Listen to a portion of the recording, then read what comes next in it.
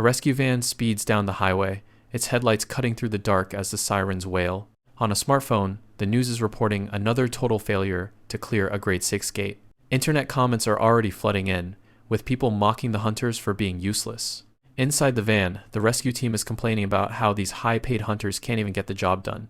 One of the guys says they've got to start trusting the rookies more, and looks over at Seo Yule.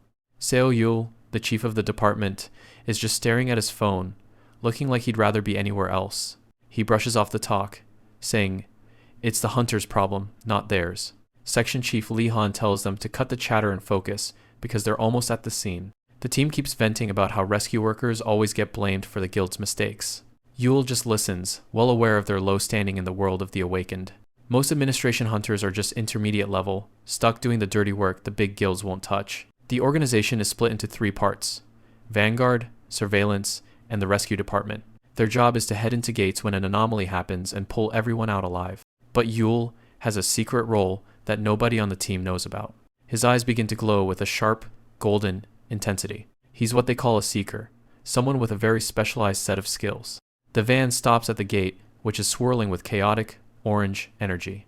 Lee Han claps his hands together to get everyone's attention. He tells them they're heading in to rescue members of the Epic Guild, so they need to keep their guards up. The crew prepares to step through the portal, but a group of guys is blocking their path. Yule stares down the man in charge, who's acting like he owns the place. This is Baek Junhwan, an executive from the notorious Overcross Guild. Overcross is famous for sacrificing weak guilds just to make a quick buck off the dungeon loot.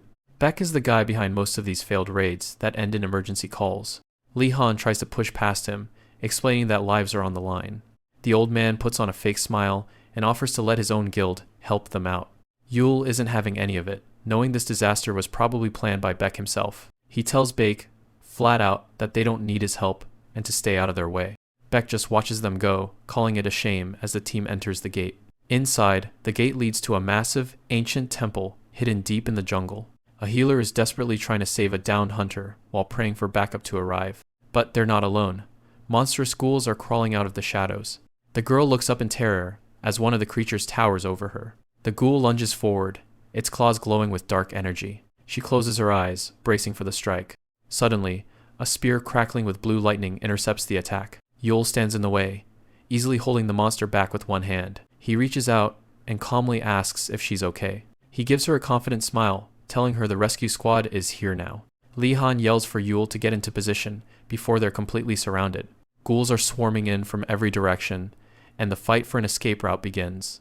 Seo Yule initiates his silent wave skill to map out the area. Pulses of energy reveal the silhouettes of monsters hiding behind the thick walls. He focuses on the echoes, visualizing the entire layout of the temple through sound alone. His eyes flare with light as he pinpoints a new escape route for the team.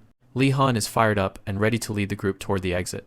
The team hoisted the survivors and prepared for a fast getaway. They take off at a sprint, with a mob of snarling ghouls right behind them. One of the survivors is terrified, wondering if they're even heading in the right direction.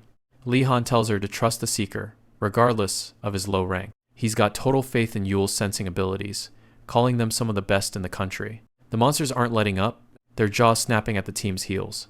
Lee Han slams a ghoul into the dirt to keep the path clear for everyone else. The pressure is mounting, and even Lee Han starts to double-check their path. It feels like the ghouls are multiplying, swarming from every corner of the hallway. The rescue workers fight desperately, blasting the horde back with everything they've got. They're barely holding the line while trying to keep the wounded safe. Yule strikes down another monster as they approach the exit. He's certain the exit is just ahead, but something feels off. He realizes the monsters aren't just chasing them, they're waiting for them at their destination. Ghouls are usually mindless, but these ones are being coordinated by a higher power. A system alert pops up, warning him that his sixth sense has been triggered. He can feel a heavy, malicious gaze watching their every move from the shadows. Suddenly, the ground erupts in a massive, purple magic circle. Lee Han stops dead in his tracks, horrified by the sudden trap. Yule screams for everyone to jump out of the circle immediately. From the darkness, a pale hand with long crimson claws reaches out toward them. The team scrambles to reach safety as the circle's energy begins to spike. Lee Han tries to pull Yule with him, shouting for him to forget everyone else and run. But Yule knows they won't all make it, and gives his chief a hard shove toward the edge. Lee Han is thrown clear, just as the trap locks into place. Yule stands alone in the center of the glowing purple ruins. A system window informs him that a heavy restriction has been placed on his movement speed. The pressure of the spell pins him to the spot, making even breathing difficult. Li Han watches in horror, shouting that he's coming back for him.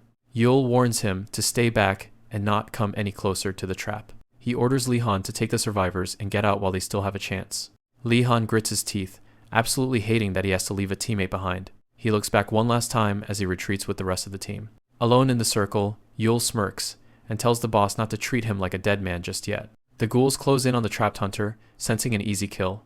Yule stares into the dark, asking the boss if he was planning to play with them from the start. The master of the temple finally reveals himself, the skeletal necromancer, Karakul. Karakul admits he's genuinely surprised by how well the hunter navigated the temple and asks how Yule could possibly know the layout as well as its master. Even while trapped in the crackling energy, Yule keeps a smirk on his face and suggests he might tell the necromancer everything if he's allowed to leave in one piece. Karakul's hand glows with a dark purple energy. He's done playing games and decides to just turn the guy into a ghoul. The corruption spreads through the air as Yule feels the pressure of the attack. His enemy isn't looking for conversation anymore. Purple lightning chars Yule's arm, searing right through his gear. The pain is instant and overwhelming. System alerts start screaming in his face. He's been cursed, and his vitality is draining fast. Yule lets out a gut-wrenching scream as the energy tears into him. He's hitting his breaking point. In his fading consciousness, he wonders if he was just bluffing this whole time.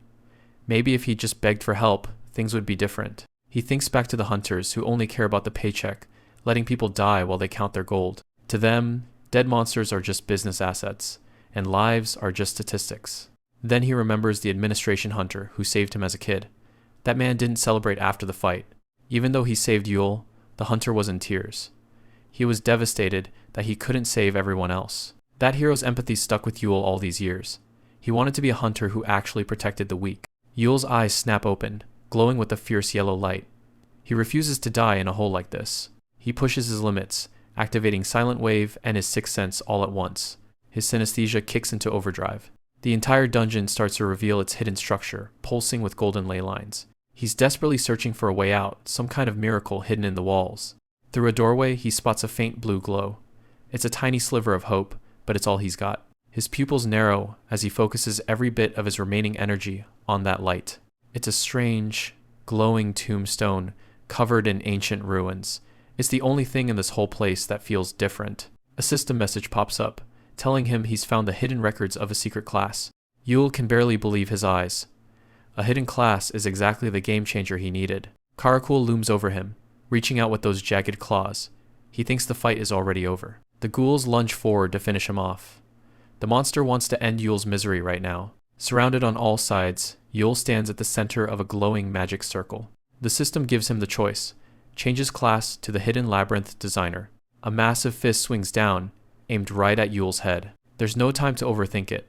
It's either this or certain death. Yule screams out his acceptance, letting the system take over. The quest is accepted, and the entire room starts to vibrate.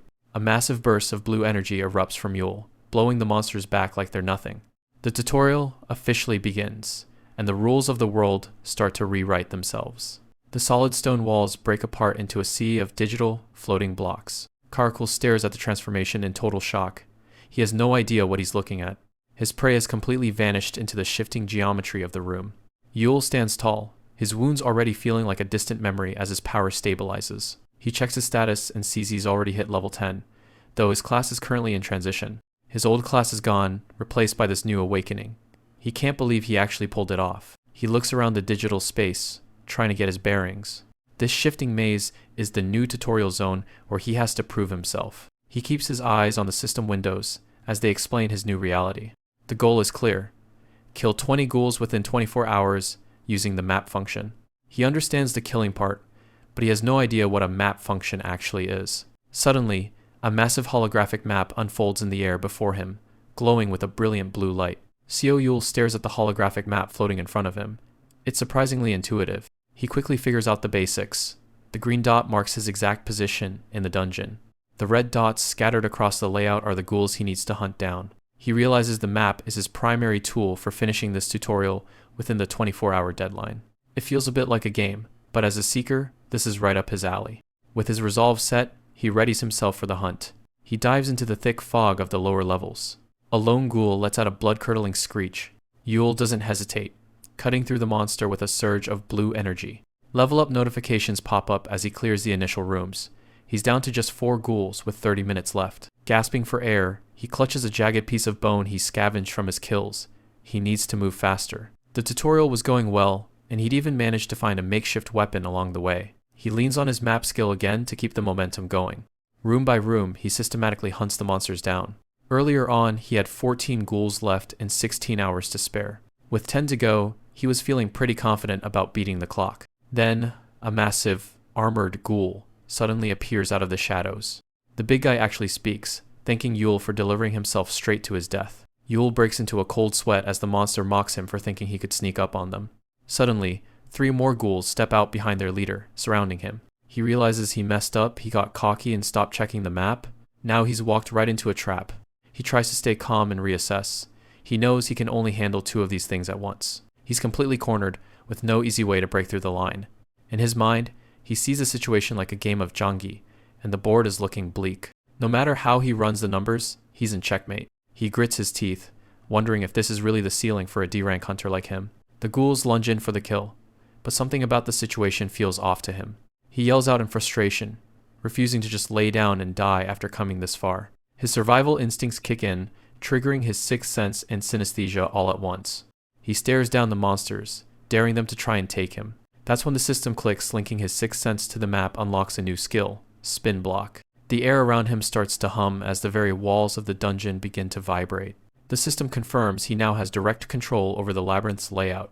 On the holographic map, he sees the spin command ready to go. With a flick of his wrist, the room shifts, and a ghoul's claw misses him by inches as the floor rotates. He watches the map as the red dots are physically pushed away into separate corridors.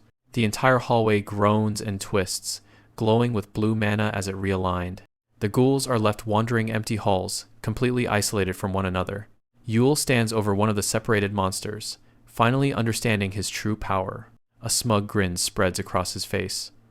Now that he can control the map, this hunt just got a whole lot easier. He reaches out, ready to manipulate the dungeon like a master architect. In the eerie, green-lit halls of the dungeon, a lone ghoul prowls. Seo Yule weaves through the corridors, his movements a blur as he avoids the clutches of the monsters.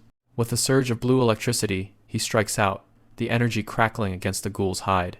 He finishes the creature off with a precise blow from his energy-imbued blade. The remains of the ghouls are vaporized into mana, a testament to his overwhelming power. Another monster charges out from the shadows, its eyes glowing with a feral hunger. It lets out a guttural roar, desperate to tear him apart. But the beast is no match for him, quickly ending up face down on the cold stone floor. Yule vaults into the air, looking down at the final target with cold determination. The last one. He slams his hand into the creature, unleashing a torrent of blue lightning that illuminates the hallway. The ghoul screeches in agony as the electrical current tears through its body. His yellow eye glows with a piercing light as he mocks the dying monster. "I'm sure I told you." With a final, crushing vertical slash, he bisects the beast once and for all. "Do you think I'd die after coming all this way?" Blue system windows flood his vision, announcing the successful completion of his tutorial and his class change to Labyrinth Designer. Outside, the pouring rain beats down on the gray city streets. A frantic voice calls out for a section chief. A group of hunters in heavy tactical gear stands huddled together, looking defeated and distraught. One of them, the blonde-haired administration hunter, yells out through his tears, desperate to find Seo Yule after the gate vanished. Nearby, a man calmly bites into a chocolate ice cream bar, seemingly oblivious to the chaos. What? It's Seo Yule, walking towards them with an umbrella and a bag of groceries. What are you so angry about now? The hunters gape in shock at the sight of him, their grief turning into utter confusion. He just smiles and holds up his treats, suggesting they all grab some ice cream and head home early.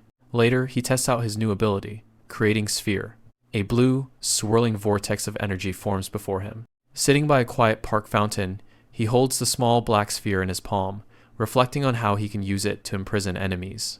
The system describes the S-grade skill, warning that any enemy who manages to escape the labyrinth will return even stronger. He ponders the risks, knowing that while the sphere is invisible to others, he shouldn't use it recklessly. He checks the stats of his tutorial labyrinth, noting its current durability and the number of monsters he has collected. To survive what's coming, he knows he needs to fill his labyrinth with even more powerful creatures, using the King of the Labyrinth skill. His hand glows with power as he realizes that he needs to push himself to get stronger too. A familiar voice interrupts his thoughts. A young girl with long brown hair named Yun-hee asks what he's thinking about. She greets him with a warm smile, holding out a large, red apple from a bag. Yule takes the fruit and begins to eat, thanking her. She explains that her mother wanted her to bring them over as a gift. He's surprised by her generosity, but she just laughs it off as a token of their 5-year-long friendship as neighbors. As they walk together through the city, he asks how her life at school has been lately. Yeonhee's expression falters, a bead of sweat rolling down her face as she hesitates to answer. He doesn't press her, simply noting that school life is usually the same old grind. Their quiet moment is shattered by a desperate scream coming from a nearby building. A woman is being restrained by officers, sobbing uncontrollably as she cries out for her daughter, Somi, who is still inside the hotel. They look up at the towering Boutique Hotel, which is surrounded by a heavy police presence. Yule realizes it's not a fire. The lack of smoke can only mean one thing: a dungeon break. It's a terrifying phenomenon where a gate is left unattended for too long, allowing monsters to pour out into the human world. He quickly hands the bag of apples back to a confused Yun-hee, apologizing for the sudden departure. His eyes glow with a cold golden light as he prepares to head into the fray. He has a job to do. Seo Yule approaches the cordoned-off hotel, ignoring the frantic calls of a nearby policeman. He produces his official Seoul Rescue Department ID, silencing the officer's protests. Though the officer is shocked he's alone, Yule insists on heading inside ahead of the rest of the team. The policeman grabs his shoulder, warning him of the extreme danger awaiting him within. He describes a horde of ferocious red goblins that have taken over the hotel, making it a suicide mission for one man. Yule remains unfazed, simply stating that the danger is precisely why he must act immediately. In the background, officers struggle to restrain a grieving mother whose child is still trapped inside. With the guild hunters nowhere to be found, Yule decides he can't wait any longer. A cold glint enters his eyes as he reassures the officer.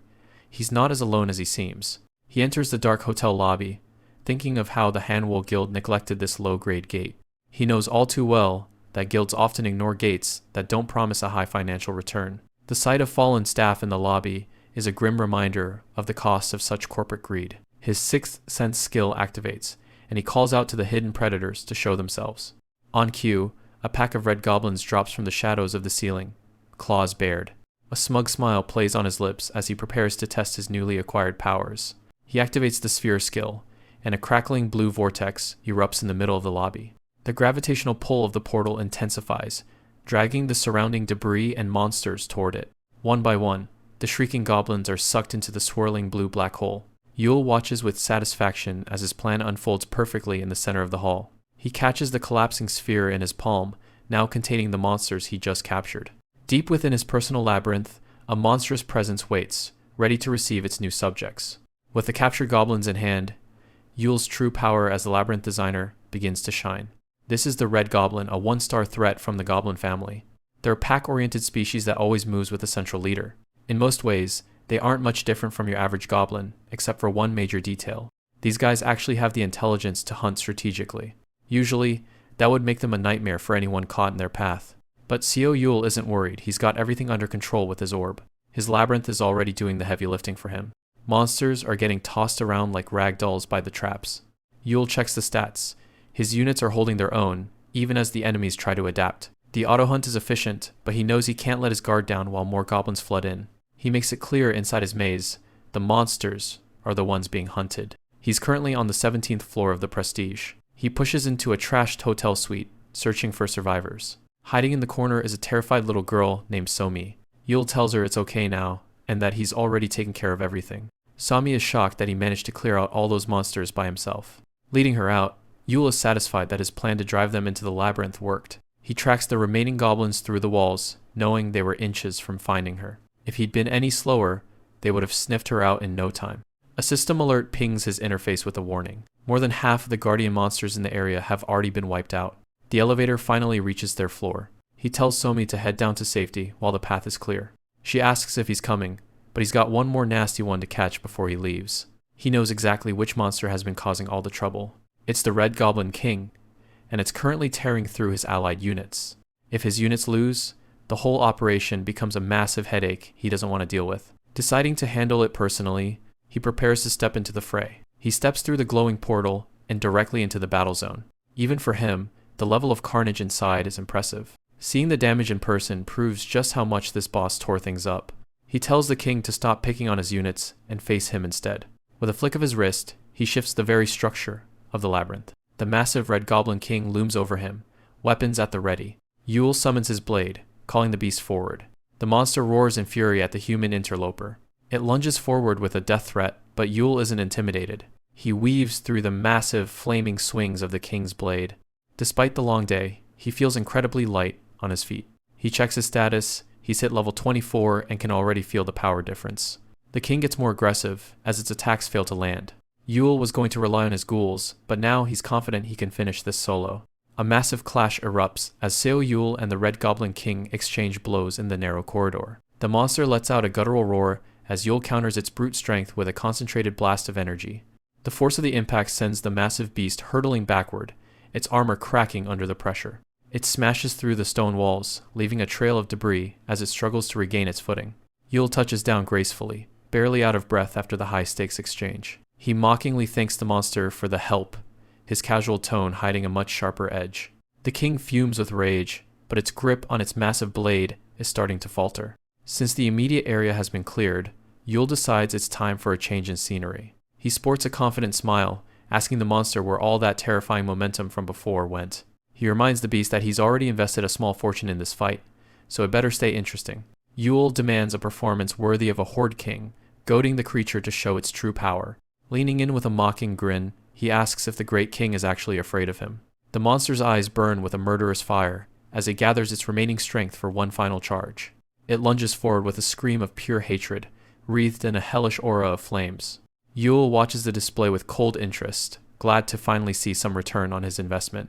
The Red Goblin King swings its flaming blade in a wide, lethal arc intended to end the fight. But just before the blow can connect, a massive trap triggers from the ceiling above. Yule offers a chilling farewell as the monster's eyes go wide with a sudden, panicked realization. A system window pings to life, confirming the activation of the spike ceiling trap. Massive, razor-sharp pillars drop in an instant, crushing the king into the stone floor. Yule stands calmly among the carnage, his casual posture contrasting with the blood-stained spikes. He checks the installation costs and concludes that the 20 gold was a small price to pay for these results. He's genuinely impressed by how reliable and efficient his new labyrinth defenses have become. A flurry of system notifications confirms a level up and that the defeated horde is now part of his domain. Later, Yule limps out of the hotel, exhausted and covered in bandages as emergency crews swarm the area. A familiar, booming voice sparks his name, cutting through the chaos of the recovery effort. It's the rescue department section chief, and he's absolutely livid that Yule went in alone. The chief frantically checks Yule for injuries, demanding to know how a single hunter cleared a whole horde. Yule plays it off as a case of sudden memory loss, much to the chief's mounting frustration. Their argument is interrupted by a well-dressed man in a brown coat and glasses. The newcomer introduces himself as Kwon Sung-soon, a section chief from the Hanwol Guild. He looks down at the two bureau hunters with a polite but clearly forced smile. Kwon begins with a shallow thanks for their cooperation in resolving the dangerous dungeon break. He quickly drops the pleasantries and gets straight to the real reason for his visit. He requests that they refrain from giving any interviews to the reporters waiting outside. Kwon explains that the guild wants to keep the matter quiet to avoid causing panic among the residents. He offers a generous sponsorship to the management bureau in exchange for their total cooperation. Yule sees right through the bribery, recognizing the standard way guilds handle their mistakes. He reflects on the massive power gap between elite guild hunters and the low-rank bureau members. The public naturally trusts the S-rankers more, believing these powerful guilds are their only true protectors. It's a reality that clearly disgusts Yule, but he knows he's currently too weak to fight it openly. For now, he puts on a friendly act, grabbing Kwon's hand and pretending to be perfectly understanding. Seo Yule maintains his facade of cooperation, calmly explaining that he never intended to cause a scene anyway, as drawing unwanted attention would only complicate his life. However, a devious smirk spreads across his face as he considers the situation. Simply letting the guild off the hook for their failures would leave him feeling shortchanged. He continues to crowd Park Kwang-soo, the guild representative in the brown coat and glasses, who can only stammer in confusion as Yule brings up the costs of cleaning up their messes. Yule's hand grips Park's shoulder with an iron-like intensity, his friendly demeanor rapidly evaporating into something far more predatory and intimidating. His eyes flare with a cold yellow light as he finally delivers his blunt demand. A staggering 10 billion won for his silence and continued sponsorship of the Bureau. Park is left visibly shaken and pale with shock, realizing too late the true nature of the man he tried to bribe as Yule coolly asks if the guild can meet his price. It's a typical morning at the park. Old folks are hanging out in the shade while someone gets their daily run-in. Seo Yule is right there with them, enjoying a cold iced coffee. After handling that hotel dungeon break, he finally got a 2-day vacation. Time to just sit back and relax. He handled the whole mess solo and even managed to squeeze a bonus out of the guild, a well-deserved reward. But back at the office, his coworkers are starting to give him the side eye. They're suspicious of how a guy like him pulled it off. If word gets out that he reawakened as a labyrinth designer, things are going to get complicated. Better to keep it quiet for now. Since he's got the time, he pulls up his system to manage the labyrinth. Managing a dungeon isn't cheap.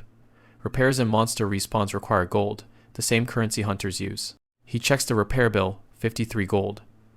That's over 5 million won, nearly double his monthly salary. It's a steep investment, but he decides to pay it, since he's already gathered 80 gold. He gets back to work on the portal, but a vibration in his pocket kills the vibe. He checks the collar and sighs. It's his day off, and his coworkers just won't leave him alone. He picks up and tells the surveillance department lackey on the other end to get straight to the point. The voice on the other side sounds way too cheerful for someone calling on a Saturday.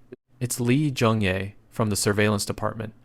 She thinks since he's a scout on vacation, he can help her find someone. He doesn't even let her finish and just hangs up.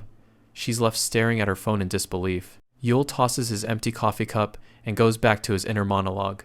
He's debating if he really needs to respawn every monster. It'd be faster and cheaper to just jump into the labyrinth himself if things get hairy. Suddenly, he stops. He can feel a heavy pressure nearby. His phone starts buzzing again. Jung-ae is practically screaming, promising to buy him beef if he just listens. She even tries to play the delicate lady card. Yule asks who he's supposed to be looking for.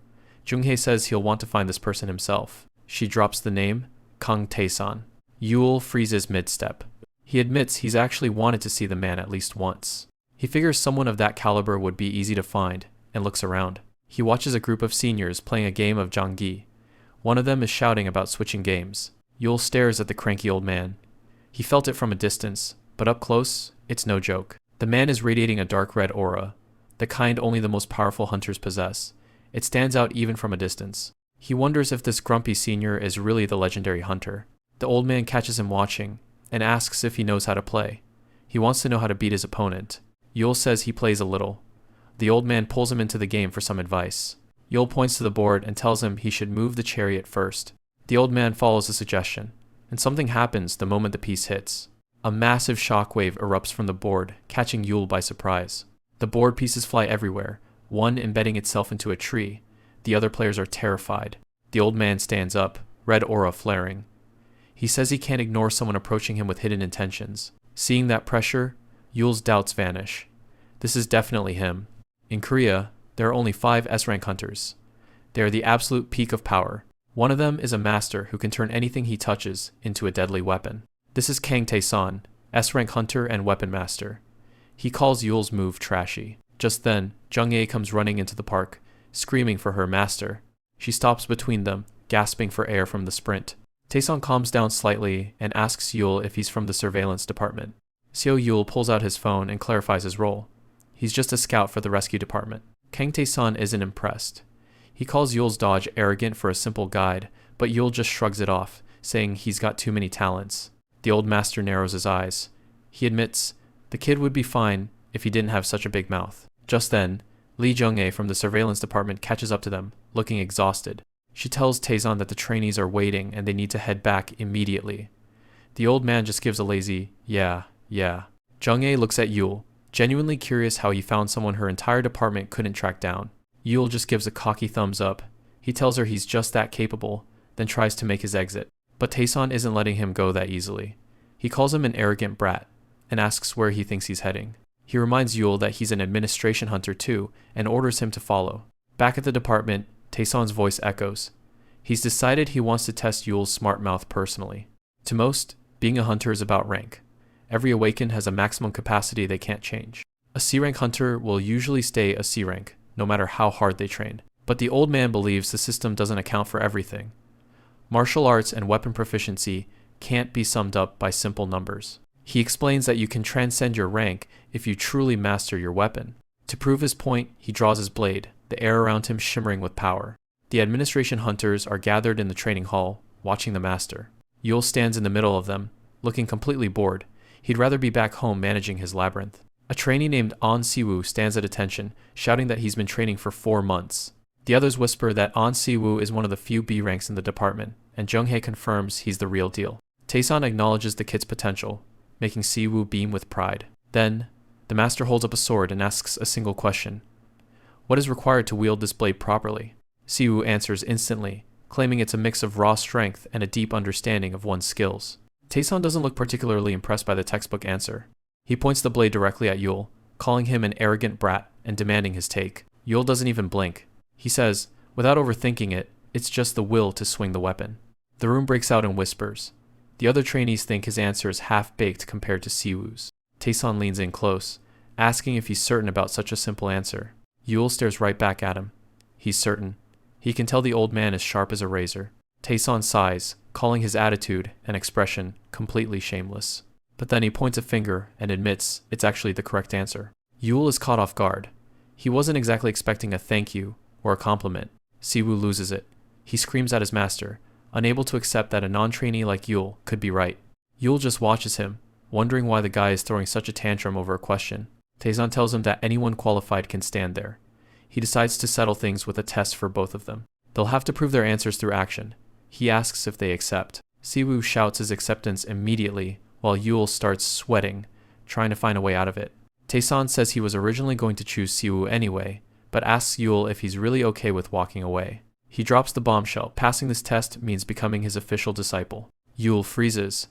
Being the disciple of an S-rank hunter is a game changer. It's more than just power. It's a shortcut to the top of the hunter hierarchy. Taesan smirks at him. He asks if the kid is feeling a bit more motivated now. Yule clenches his fist. The offer is too good to pass up. With a confident smirk, Seo Yule declares that the motivation is more than enough. The unknown master stands in the massive hall, keeping things simple as he explains the rules. He tells Seo Yule and the other hunter that whoever wins this test becomes his new disciple. Yule listens closely as the old man mentions they'll be dealing with an ether stone. The ether stone sits in the center of the room, crackling with raw magical power. Yule is a bit confused, wondering what kind of skill the master is planning to pass down. In the background, the crowd is going wild, cheering for the surveillance department. Yule grips his weapon tight, determined to make this chance his own. The master steps forward, announcing that the transfer is about to begin. He gives them a fair warning: if they don't feel his power, they fail instantly. The old man's eyes sharpen as he prepares to unleash his strength. A violent red aura explodes from him, washing over everyone in the room. Yule's system pings, detecting the overwhelming presence of a weapon master. The other hunter is already struggling, gasping for air under the sheer pressure. He's on the verge of passing out, but Yule is focused on something else. A glowing blue spear slowly rises from the rippling water. The weapon pulses with energy, answering his call. The system confirms it. Yule has officially mastered the Dragon King's spearmanship.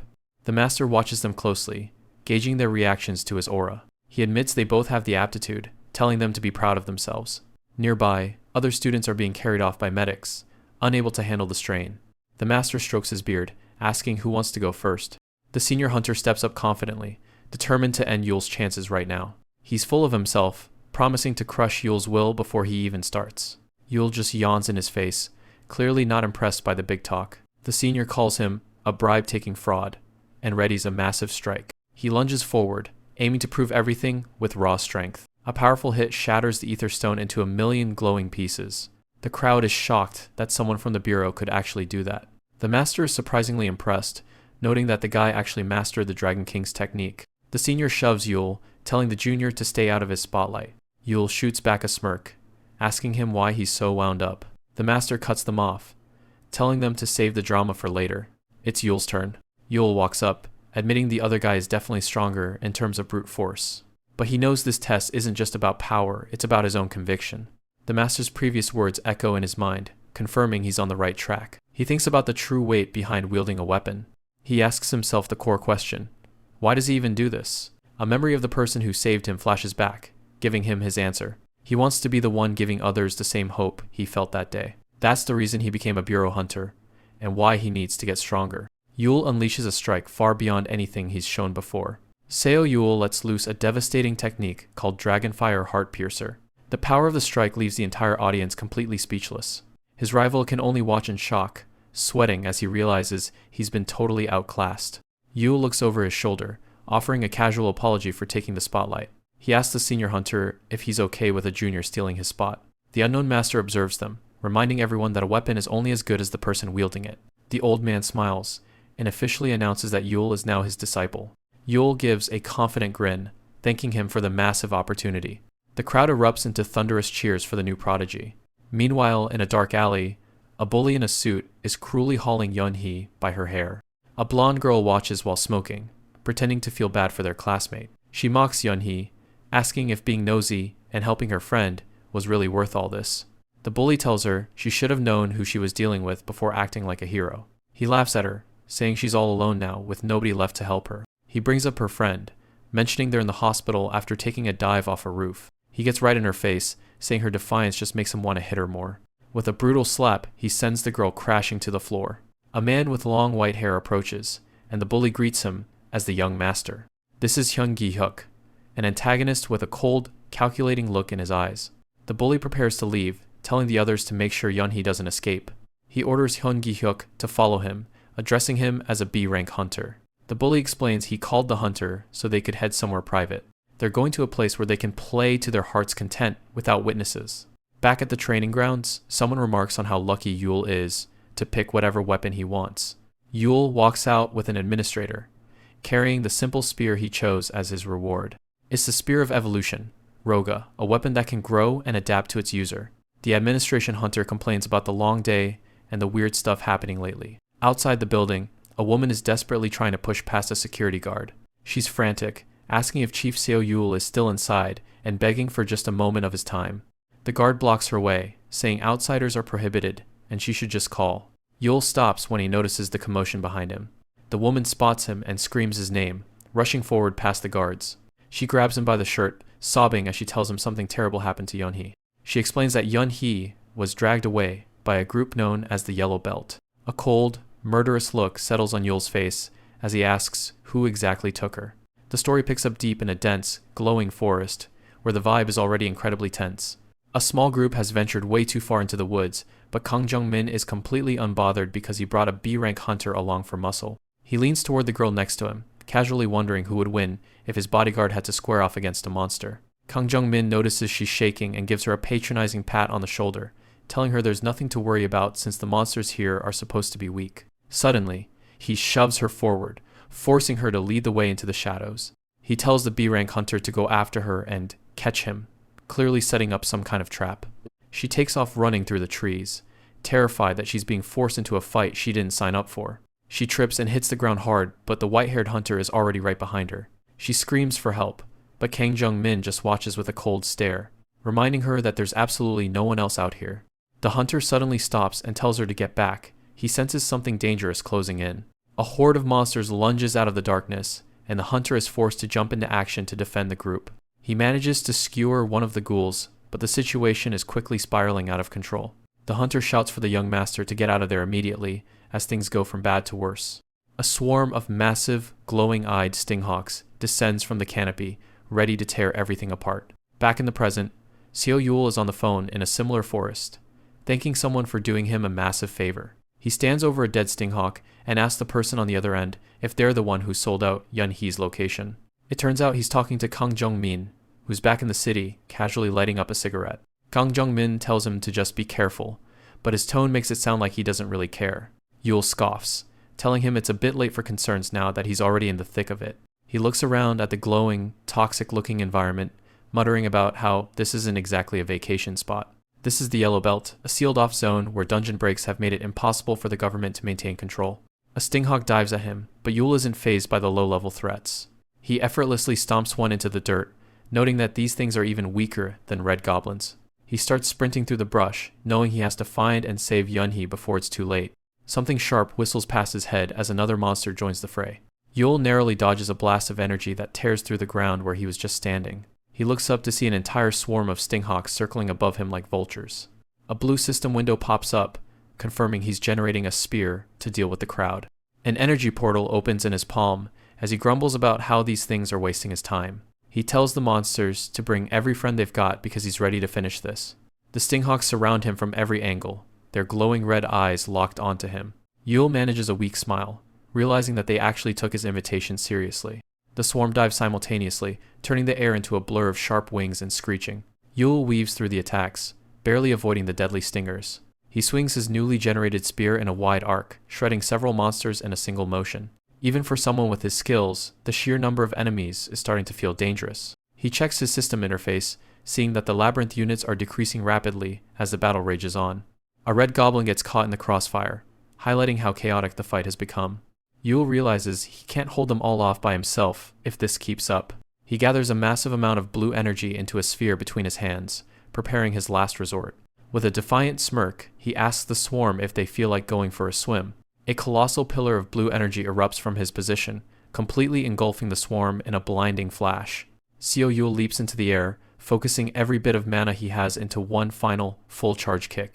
A massive blue portal opens beneath him as he funnels the energy into a single point. A blinding shockwave of white-hot mana ripples through the forest, obliterating everything in its path. The monsters at the center of the blast don't even have time to scream as the energy hits them head-on. A flood of light vaporizes the entire swarm in an instant. Nothing remains of the stinghawks as the energy burst clears the clearing. Yule looks completely drained, already dreading the sheer amount of gold and work it'll take to fix the labyrinth after this mess. He takes a second to catch his breath, knowing the hardest part of the night isn't over yet. The forest is finally silent, the immediate threat of the swarm gone for now. Elsewhere, Kang Jung-min and his group are running for their lives as a separate wave of stinghawks relentlessly pursues them. He screams at his B-rank hunter, demanding to know why a high-tier fighter like him can't handle a few bugs alone. Kang Jung-min is completely losing it, blaming everyone but himself for being lost and surrounded. A man in a red hoodie hits the ground, looking up in sheer terror as a monster prepares to strike. Kang Jung-min and Yeon-hee are cornered, their hope fading as they realize they're completely trapped. A stinghawk hovers just inches away, its glowing red eyes locked on its next meal. The B-rank hunter stands his ground, but the situation is quickly becoming impossible. Kang Jung-min shows his true colors, grabbing Yeon-hee by the hair and using her as a shield while screaming for the hunter to do something. A flash of red energy slices through the air, catching the monster mid-dive. The stinghawk is crushed instantly, right before it could reach them. Kang Jung-min yells out, demanding to know who's interfering, while Yeon-hee looks up with tears of relief. A glowing red baton crackles with energy, held by a figure standing just a few feet away. Seo Yule stands under the moon, his eyes glowing yellow as he identifies himself as an administration hunter, and he's ready to deal with the people who dragged Yeon-hee here. Jin-tae is caught off guard. While Yeon-hee looks like she's just seen a ghost, they definitely weren't expecting anyone else to be out here. Seo Yule's weapon hums with a dangerous, glowing energy. He makes it clear he's with the Bureau, and he isn't happy. Yule stands tall in his camo gear, his eyes glowing with cold fury. He demands to know if these are the bastards who dragged Yeon-hee into this mess. Yeon-hee can't believe her eyes. She calls out to him, her voice trembling with relief. She throws herself into his arms, sobbing. Yule gently pats her head, noting it's the first time he's ever seen her cry. Jin-tae doesn't care about the reunion. He just shouts at Yule, treating him like a lowly Bureau employee. The arrogant punk points a finger, demanding a way out of the area and promising money if Yule cooperates. Yeon-hee is terrified. She tells Yule to just ignore the guy so they can get away safely. Yule looks down at her, a quiet apology on his lips. He has other plans for these guys. A quick strike to the neck and Yeon-hee goes limp. It's better if she's unconscious for what's coming next. He lowers her gently to the ground, promising to finish this up quickly so they can leave. Jin-tae just watches, confused and angry. Yule jams his weapon into the earth. The time for talking is officially over. He cracks his knuckles, his expression darkening. He doesn't want Yeon-hee seeing the side of him he's about to unleash. Jin-tae starts barking about his pedigree, thinking his family's name will scare Yule off. He's the son of a Supreme Court justice, after all. Yule isn't impressed. He knows the guy's real face, a rich kid, who treats people like trash and buys his way out of every crime. The memories of Jin-tae's past victims flash by. He's been getting away with school violence and theft for years. The pampered brat tries to act tough, asking what Yule could possibly do about it. He's about to find out. A sudden blow connects, catching Jin-tae completely off guard. He never expected a mere Bureau hunter to actually swing. Jin-tae screams in pain as he's slammed onto the ground. The reality of the situation is starting to sink in. Yule stands over him, disgusted by the mention of money. He's tired of people like Jin-tae thinking everything has a price. He drags the guy across the dirt like a sack of garbage. It's time for some real consequences. Suddenly, the white-haired guard steps in, his blade glowing with lethal intent. He isn't going to let his employer get beaten to a pulp. Yule's eyes narrow as he shifts his focus. He realizes the vermin hunting is far from over. Jin-tae scrambles back, barking orders for his guard to kill Yule immediately. He's completely lost his mind. The guard lunges, his movement a blur of speed and power. He's not playing around. Yule parries the strike with his weapon, the impact sending sparks flying. This guy is a lot stronger than the others. He tightens his grip. He was originally planning to just teach them a lesson, but now he's going to have to do more. Yule glares at the guard, reminding him that they were the ones who tried to kill him first. It's only fair he retaliates. They clash again in a flurry of sparks. Yule isn't backing down an inch, despite the guard's rank. The guard is baffled. He knows bureau hunters are usually low rank, but this guy is pushing him back with ease. Yule readies his spear, his body wreathed in electric energy. He's done testing his opponent. The B-rank hunter decides to close the distance, thinking he can exploit the weakness of a long-range weapon. He dives in for a slash, certain that he's found an opening. But Yule is one step ahead. Yule catches the hunter's wrists, stopping him dead in his tracks. Close combat is exactly what he wanted. He pulls back a fist, telling the guard that digging in like that left him wide open for a punch. A heavy punch lands right in the guard's face, the impact shattering the silence of the forest. Blood sprays from the force of the blow. The B-rank hunter is sent tumbling back, his weapon clattering to the ground. He's completely incapacitated. Jintei panics, yelling at his elite guard to get back up. He's terrified now that his only protection is gone. Yule looks at the downed hunter, surprised himself that a B-rank was taken down so easily. His strength has grown faster than he realized. He realizes that he's finally moved past the limits of a B-rank hunter. The power gap is becoming clear. A small, cold smile plays on Yule's lips. He's finally getting the results he needs. Jintei, pathetic as ever, reaches for a rock on the ground. He's desperate enough to try anything against the hunter. Jintei isn't going down without a fight, or at least a pathetic attempt at one. He grabs a rock and screams, wondering who Yule thinks he's laughing at. Yule doesn't even break a sweat. One well-placed kick is all it takes to send the rich brat spinning through the air. He lands hard, face first in the dirt. The impact is enough to finally knock some of that arrogance out of him. Yule stands over him, cold as ever. He points out that whatever pain Jintei is feeling now is nothing compared to what his victims went through. Jintei's face is a bloody mess, but he still tries to argue. He shouts about how the world works, claiming that if Yule was upset, he should have just gotten some power or money instead of taking it out on him. Yule just stares him down. In his eyes, a guy this far gone is better off just not existing at all. Jintei starts to panic, sensing the shift in the air. He stammeringly asks what Yule is planning to do next. Yule picks up the unconscious Yunhee and turns his back. He tells Jintei not to worry, he doesn't have the patience to make him suffer properly, so he's just going to leave him to the hungry beasts. Jintei freezes as he spots glowing purple eyes emerging from the shadows of the woods. He's not alone anymore. A pack of monstrous wolves steps into the light, their fangs bared. They look like they haven't eaten in days.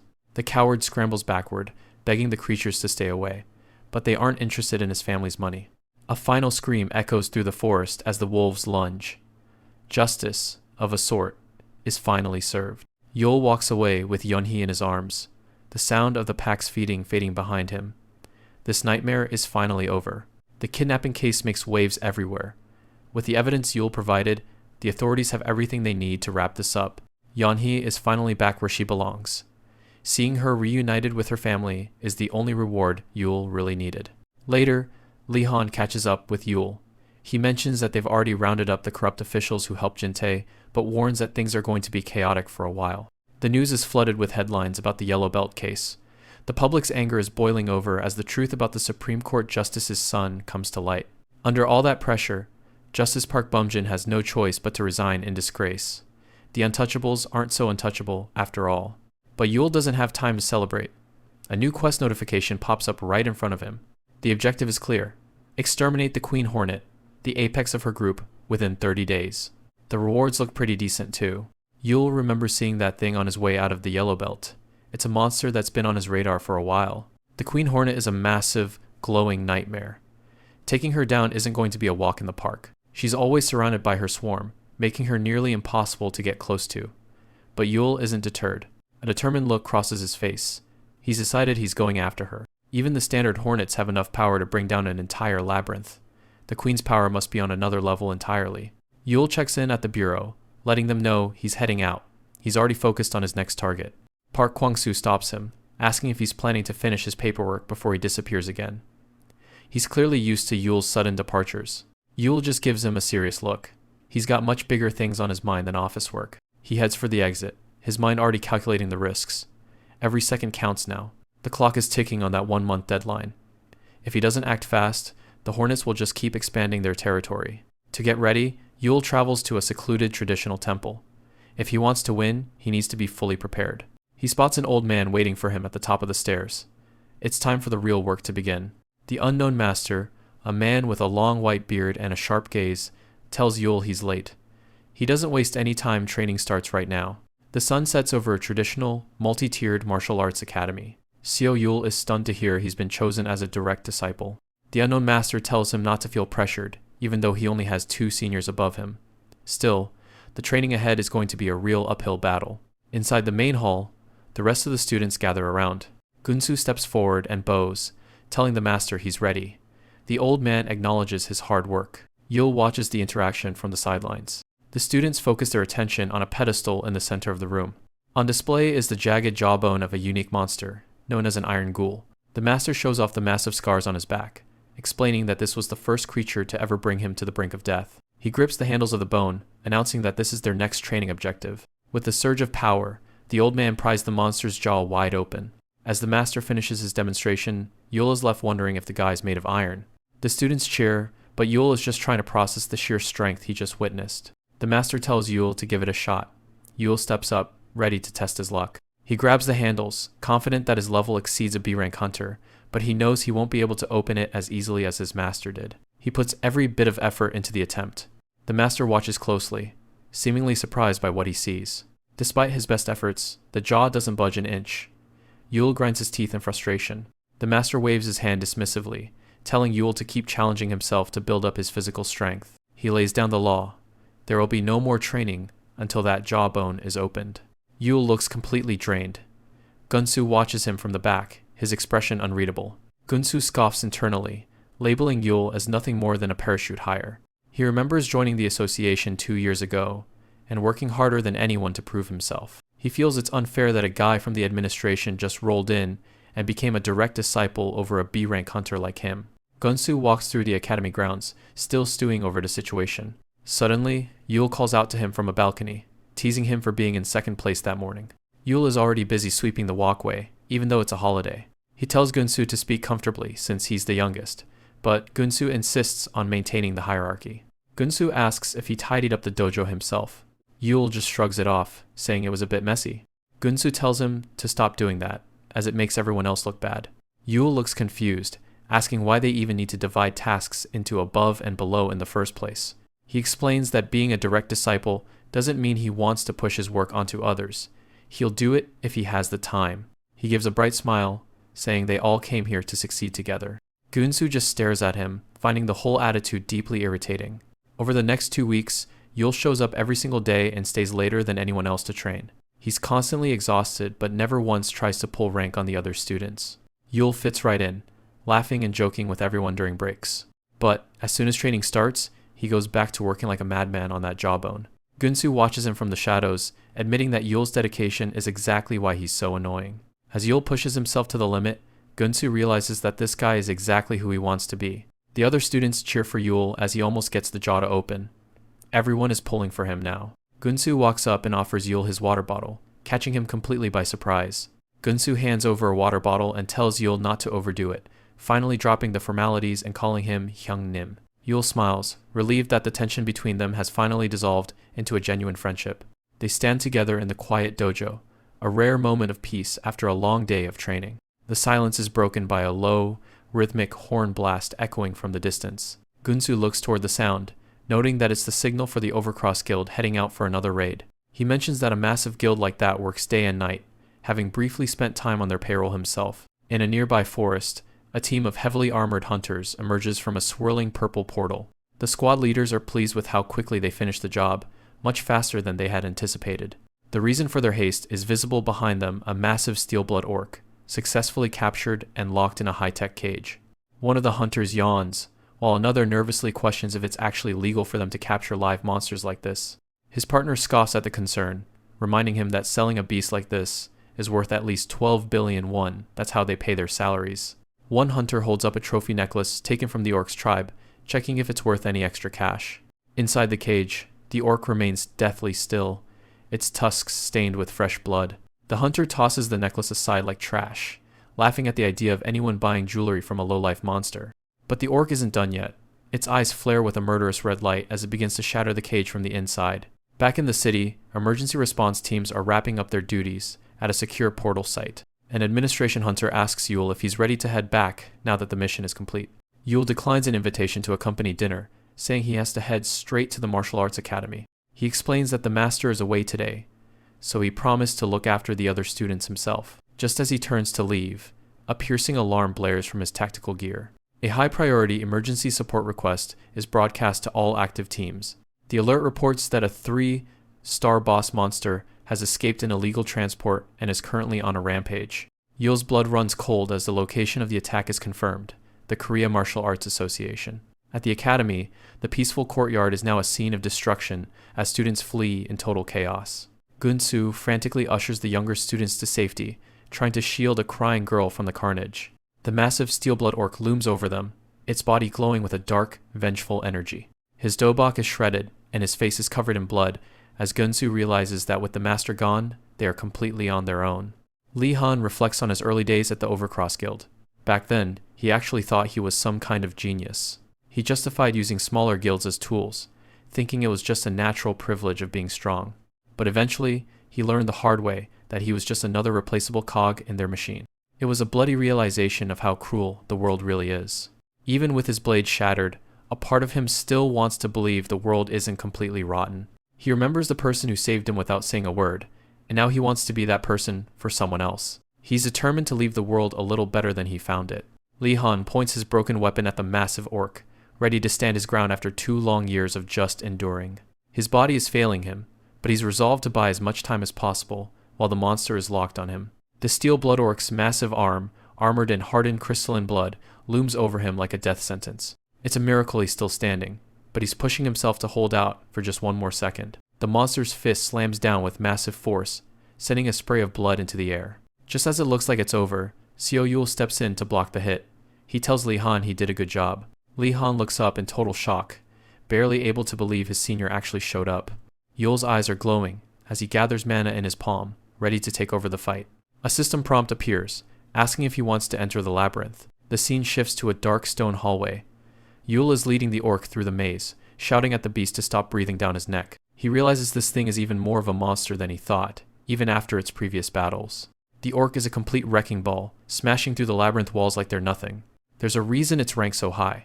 Yule knows facing it head-on right now would be a losing game. He smirks, charging up a glowing blue orb of energy as a gift for the pursuing monster. He goes on a full assault, summoning a horde of smaller monsters to swarm the orc. It's all a distraction. While the beast swats at the minions, Yule looks for a real opening. The orc doesn't even slow down, tearing through the summoned ghouls effortlessly. A status screen shows his labyrinth resources are being obliterated, and the orc is still standing strong. Yule curses under his breath. He just finished repairing this labyrinth, and now it's getting trashed again. Normal monsters won't cut it. If he stalls any longer, the orc's hardened blood armor will just keep building up. He has no choice but to pull out the big gun, a move he was hoping to avoid. The orc roars, its body pulsing with red energy as it prepares to lunge. From the shadows, the labyrinth boss, Zzori, emerges a massive, toothy beast with glowing eyes. The two monsters collide in a brutal explosion of force. Zzori bites down hard, but the orc is tearing into the boss just as viciously. Yule watches from the shadows, waiting for the perfect moment. He finally sees the opening he was looking for. The orc lets out a triumphant roar as it finishes off the summoned boss. System notifications confirm Zzori's defeat and warn that monster respawning is now disabled. Yule isn't phased. He tells the orc that sacrificing his boss was worth it, just to get this one shot. He activates a trap, and a barrage of iron spikes rains down from the ceiling. The steel rain hits the orc from every angle, forcing it to huddle and defend itself. Yule keeps the pressure on, swinging a cable to stay mobile while the beast is pinned. He's got one more trick up his sleeve, eyes sharp and focused as he prepares the final blow. He lunges forward, catching the orc off balance as it tries to recover. Another system alert flashes as he triggers the spiked ceiling trap to finish the job. The courtyard is a mess of blood and shattered stone after the traps Yule set up finally went off. Yule looks over the damage, satisfied that his backup plan for a cluster of traps actually worked. Seeing the state of the room, he's just glad his preparations weren't a waste of time. He checks his system window to see how much damage his tutorial labyrinth has taken during the fight. A warning pops up. The labyrinth's durability has dropped to 72% and only 11 monsters are left. If it falls any lower, the whole place will collapse. Yule sighs, feeling the sting of the gold he lost. Sacrificing his labyrinth boss was a heavy price to pay, even if it was the only way to catch this monster. Suddenly, the floor starts to crack under the weight of the boss.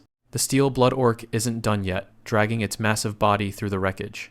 A red system warning flashes as the orc enters a berserk state, its eyes glowing with pure rage. Yule admits the beast is persistent, but the labyrinth can't hold much longer. He figures things should be quiet enough outside by now to make a move. He starts gathering energy, preparing to exit the collapsing space. Outside in the temple courtyard, Li Han is limping through the aftermath, wondering where Seo Yule disappeared to after the trainees were evacuated. A swirling distortion of mana suddenly rips open the air above the courtyard. Li Han flinches back as a massive surge of power erupts from the void. He can't understand where all this mana is coming from, out of nowhere. Li Han's eyes widen as he spots Yule in the middle of a life-or-death struggle with the orc. Yule is trading blows with the monster, his spear clashing against the orc's hardened skin.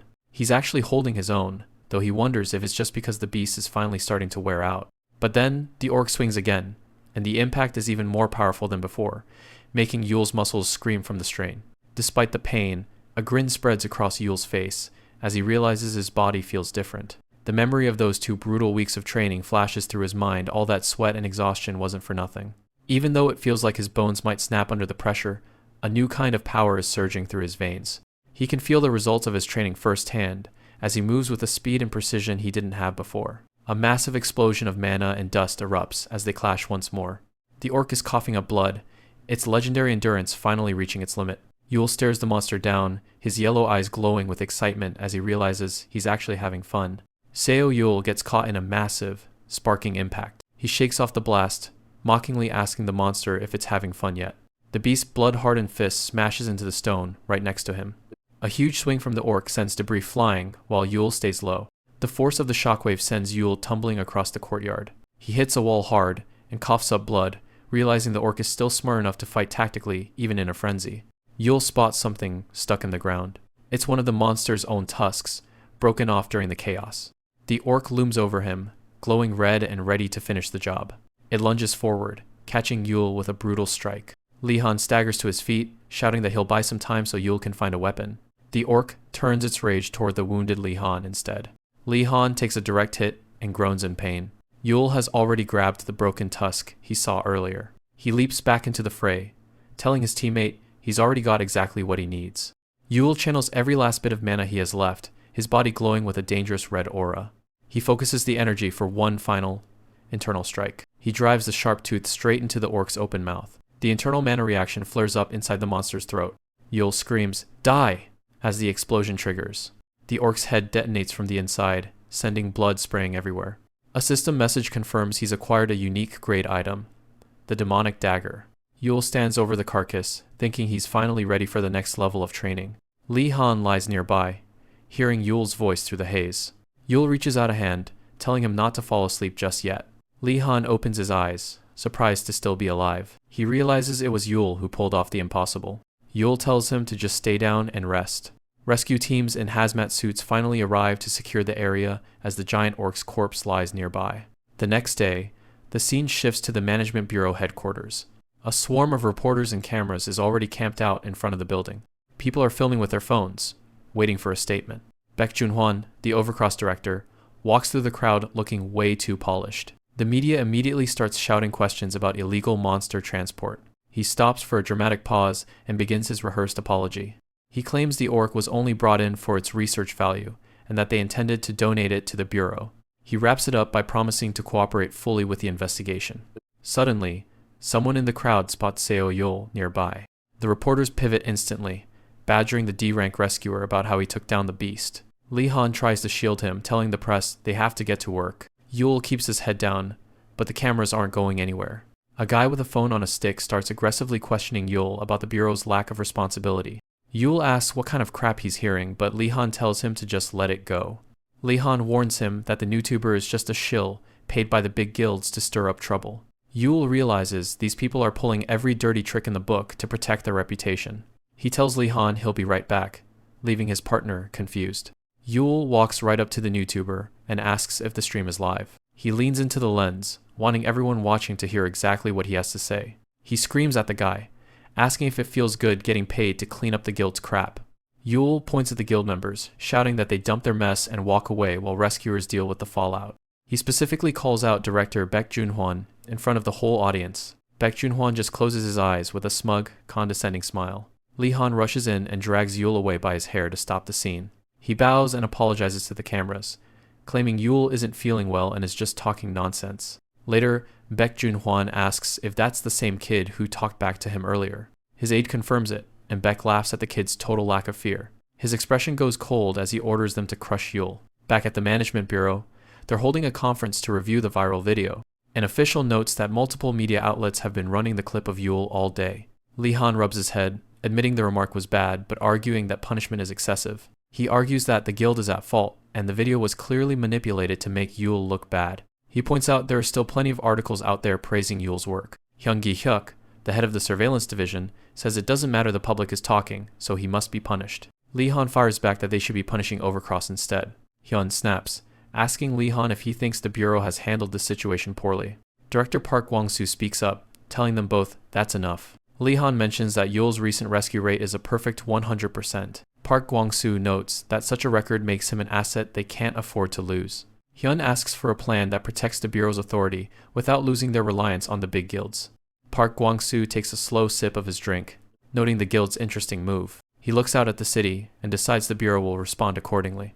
A firm knock echoes against the heavy office door. Seo Yule peeks his head inside as a voice from within tells him to enter. He walks in and greets Director Park Kwang-soo, who's standing by the window looking out. The director turns around and tells him to take a seat. Park Kwang-soo gets straight to the point, saying there's something important they need to discuss. He pours some tea and asks how it tastes, and Yule jokes that he could probably open his own cafe. Park is glad to hear it, but his expression stays guarded as he says he's just curious. He asks Yule what rank he thinks he'd actually land if he retook the hunter test right now. Yule keeps it vague, saying he's not sure but knows for certain it wouldn't be his current rank. Park expected as much, noting that Yule has been pulling off feats that a D rank shouldn't be capable of. He warns that rumors are starting to spread, and the bureau has been working hard to keep things quiet. Yule wonders if this is a hint to spill his secrets, in exchange for the director's continued protection. After all, Park Kwang-soo is a seasoned politician who's managed to stay at the top for a long time. He recalls the administration hunter's advice to stay humble and avoid playing games for profit. Yule considers whether he should mention the labyrinth or keep his cards close to his chest. The director breaks the silence, telling him not to worry, he won't ask how Yule got stronger. He sets down his teacup and says what matters now is that the administration needs his power. Then he drops the news. He's sending Yule away to the provinces. Later in the hallway, the investigation into Yule's recent activities officially wraps up. Executive Director Baek Junhwan walks with Chief On, asking him what he really thinks of Seo Yule. Baek doesn't understand why he's so concerned about a guy who's just a lowly rescue worker. His gaze turns cold. To him, there's nothing more annoying than a bug crawling around in his sight. An asks if that's the reason he kicked Yule out to the countryside, but Baek tells him to watch his mouth. He leans in, asking suspiciously if the two of them are actually close. Suddenly, Yule rounds the corner and walks right toward them. Baek greets him, acting like their meeting is just a weird twist of fate. He mentions he already caught wind of the news that Yule is heading to the provinces. Yule points out that the notice isn't even official yet and asks if Baek is stalking him. He tells him not to worry, since it's only a 6-month dispatch anyway. Baek laughs, telling Yule he's being way too optimistic about his current situation. He explains that only high-ranking officials get dispatched, so this is clearly something else entirely. He mocks Yule, telling him it's time to face reality and accept that he's being discarded. Yule just flashes a peace sign and a huge grin, revealing he was actually promoted 2 full ranks to assistant manager. The news leaves Baek and On absolutely stunned. Yule taunts them, asking why they look so disappointed about his promotion. Baek forces a smile, wondering out loud if the administration has started promoting people on a whim. Yule bites back, saying it just means they don't want to lose talent, and it's obvious Baek is pissed. An intense spiritual pressure flares between the two as they lock eyes in a fierce stare down. On steps in to break the tension, telling the executive director it's time to move on. Baek blinks and claims he just spaced out for a second, his expression relaxing into a smirk. He turns around and tells On they should head back. As they walk away, Yule calls out and asks if he wants a final piece of advice. Baek Junhwan starts walking away, but Yule doesn't let him have the last word, calling out that trying to get him transferred was a massive mistake. He makes it clear that, no matter where he's stationed, his mission to save lives as a rescue worker will never change. The insult hits home, and Beck slams his fist into the floor, fuming as the ground cracks beneath him. He's absolutely livid, cursing the damn bugs that are getting in his way. Back inside the director's office, the atmosphere is much more composed and quiet. Director Park Kwang-soo gazes out at the city lights, holding his teacup as he reflects on their conversation. He reassures Yule that while the transfer looks like a demotion to the public, it's actually a strategic 6-month dispatch. The director explains that if Yule produces solid results there, outsiders like Beck won't be able to touch him again. Yule seems deep in thought, and when the director points it out, he quickly apologizes for drifting off. Yule thanks the director for looking out for him, but mentions he has one specific request before he leaves. He says that, since he's going anyway, he wants to be sent somewhere where his unique help is actually needed. Park takes a slow sip of his tea, likely impressed by the kid's sheer audacity to make demands. Looking out at the night sky, Park realizes that Seo Yul really is a unique individual. Over at the office, the junior with the glasses is losing his mind over Yule's overnight promotion to assistant manager. He asks Section Chief An if he knew about this all along, and the chief just calmly confirms it. The junior is worried about how they'll manage without their star worker, but An tells him they'll just keep doing things like they always have. An mentions that Yule has a week off first, and tells the junior to invite him to dinner, though the kid doesn't think anyone would come to a team dinner on their day off. He calls Yule anyway, only for him to pick up and immediately say he's too busy to talk. Deep in a dark, glowing forest, Yule's voice comes through the phone, saying he's just finishing some overdue homework. The junior is confused by the answer, but Yule just confirms he's on a mission. Decked out in full tactical gear, Yule stares down his target, a massive, swarming hornet's nest. A system window pops up, showing an extermination quest to defeat the Queen Wasp with only 72 hours left on the clock. Seo Yule isn't interested in chatting right now. He tells his junior to call him back later and just hangs up. He's only got 3 days left to finish this quest. He thought he was moving fast, but things are escalating quickly.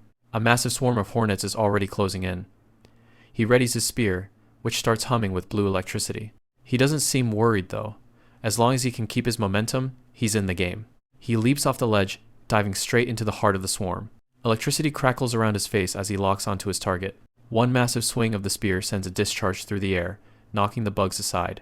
But then he notices something different about these new arrivals. These aren't your typical drones, they're armored elites, known as Swiftbees. These guys fire stingers like actual bullets.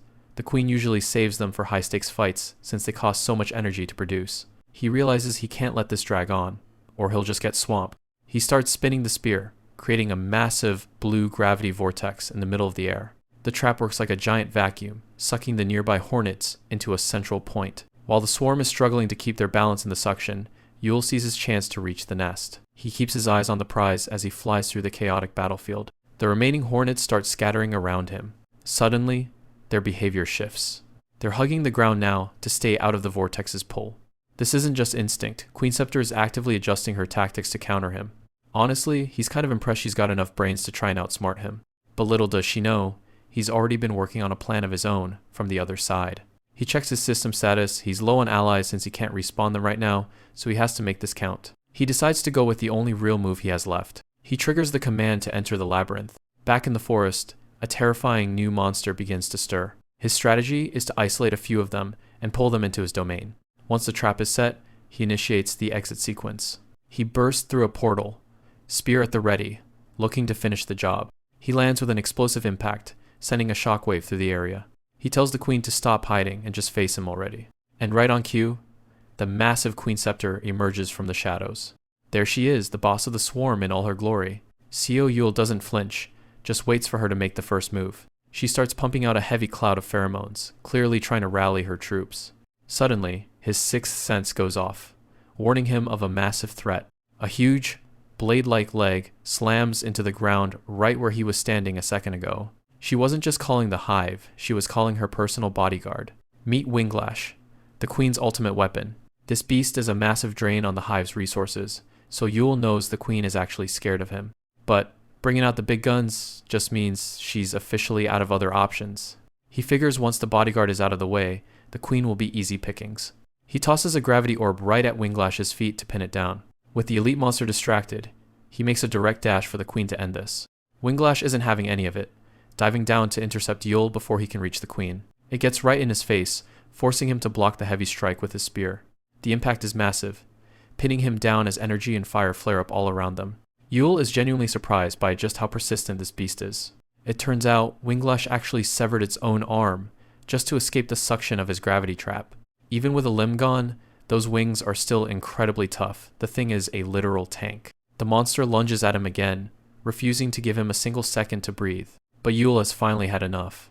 He pulls out a small portal orb and tells the pair they're starting to get annoying. He opens up a massive void, telling them that no matter how hard they struggle, the ending is already written.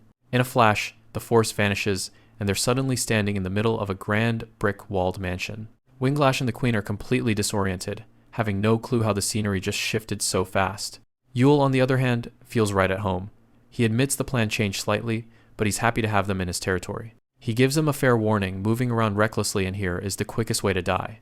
Winglash tries to attack anyway, but it immediately triggers one of the mansion's built-in defenses. Yule just sighs, joking to himself that he's the crazy one for trying to talk sense into a couple of monsters. He pulls up his holographic interface and prepares to activate the house's security system. The system confirms the activation of a trap called Steel Rain, and the floor begins to glow. A hail of arrows instantly pours from the ceiling, catching the monsters in a deadly crossfire. Yule watches as Winglash uses its wings to shield the Queen, acknowledging that the elite beast is actually pretty loyal. But he points out that the arrows aren't just falling from the ceiling, they're coming from the walls too. The elite bodyguard gets absolutely shredded by the relentless fire and a series of follow-up explosions.